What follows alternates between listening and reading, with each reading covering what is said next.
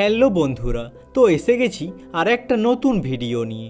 টলিউডের এমন কয়েকজন অভিনেতা অভিনেত্রী রয়েছেন যারা সময়ের আগেই না ফেরার দেশে চলে গেছেন।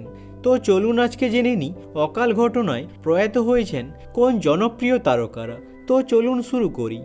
নাম্বার 1, জয় ব্যানার্জি। টলিউডের 90-এর দশকের জনপ্রিয় অভিনেতা হলেন জয় ব্যানার্জি। তিনি জন্মগ্রহণ করেন 1963 সালের 23 মে।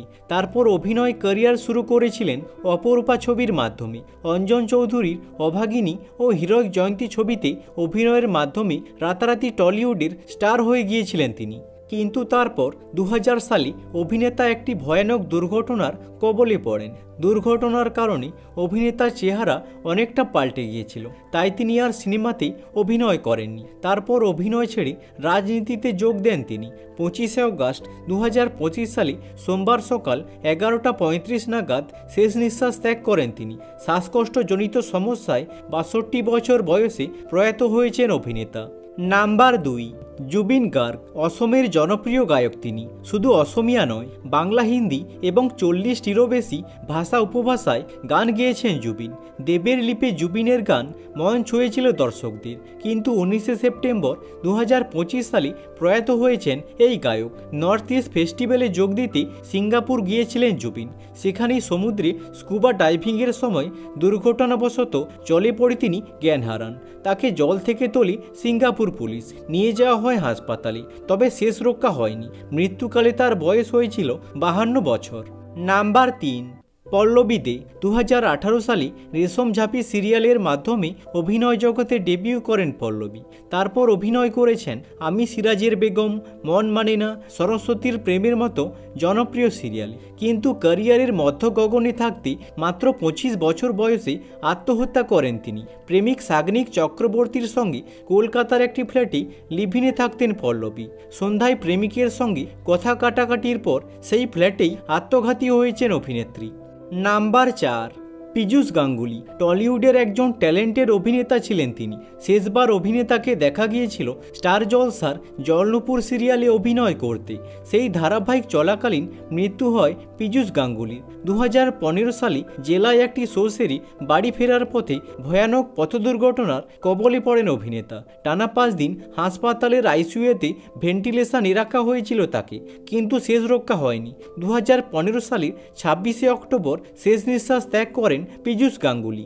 নাম্বার 5, মহুয়া রায়চৌধুরী। 70-এর দশকে টলিউডের জনপ্রিয় অভিনেত্রী তিনি।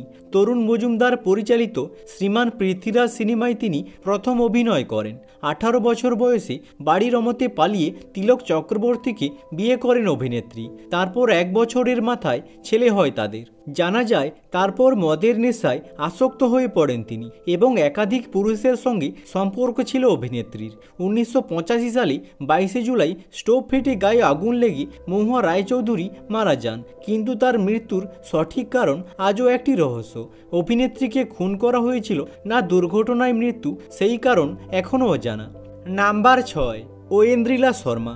বহরমপুরের মেয়ে ঐন্দ্রিলা ঝুমুর ধারাবাহিকের মাধ্যমে টেলিভিশনে পা রাখেন এবং তারপর জীবন কাটি ধারাবাহিকে জাহ্নবী চ্যাটার্জির চরিত্রে তার অভিনয় সকলের মন জয় করেছিল। কিন্তু মাত্র 24 বছর বয়সে ক্যান্সারে আক্রান্ত হয়ে অভিনেত্রী প্রয়াত হয়েছেন। প্রথম ক্যান্সার ধরা পড়ে 2015 সালে। চিকিৎসার পর 2016 সালে সুস্থ হয়ে ওঠেন ঐন্দ্রিলা, কিন্তু তারপর 2021 সালে 1 নভেম্বর ব্রেন স্ট্রোকে আক্রান্ত হন অভিনেত্রী এবং 19 দিন কোমায় থাকার পর অভিনেত্রী প্রয়াত হয়েছেন। নাম্বার 7, বাসন্তী চট্টোপাধ্যায়। টলিউডের স্বর্ণযুগের জনপ্রিয় অভিনেত্রী তিনি। এছাড়া টেলিভিশনের পর্দায় তিনি ভূতু, বরণ, দুর্গা দুর্গেশ্বরী এবং শেষবার গীতা এলএলবি সিরিয়ালে অভিনয় করতে দেখা গিয়েছিল বাসন্তী দেবীকে। কিন্তু 12 অগাস্ট 2025 সালে প্রয়াত হন অভিনেত্রী। দীর্ঘদিন ধরে পেটের ক্যান্সারে আক্রান্ত ছিলেন তিনি। নিজের চিকিৎসার খরচ নিজেকেই বহন করতে হতো। একমাত্র মেয়ে বিবাহিত, তাই মায়ের দেখাশোনা সেভাবে করতে পারতেন না তিনি। মৃত্যুর সময় বাসন্তী দেবীর বয়স হয়েছিল 88 বছর।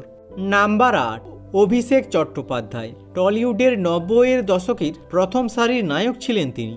খড়কুটো সিরিয়ালের সেটে অসুস্থ হয়ে পড়েন অভিনেতা। তারপর হাসপাতালে নিয়ে যাওয়া হয় তাকে, কিন্তু শেষ রক্ষা হয়নি। হৃদরোগে আক্রান্ত হয়ে রাতেই প্রয়াত হন তিনি। মৃত্যুকালে তার বয়স হয়েছিল 57 বছর। আজকের মতো এখানেই শেষ। যদি ভিডিওটা ভালো লেগে থাকে লাইক করে দিও এবং চ্যানেলটাকে সাবস্ক্রাইব করে দিও এরকম ভিডিও আরও দেখার জন্য।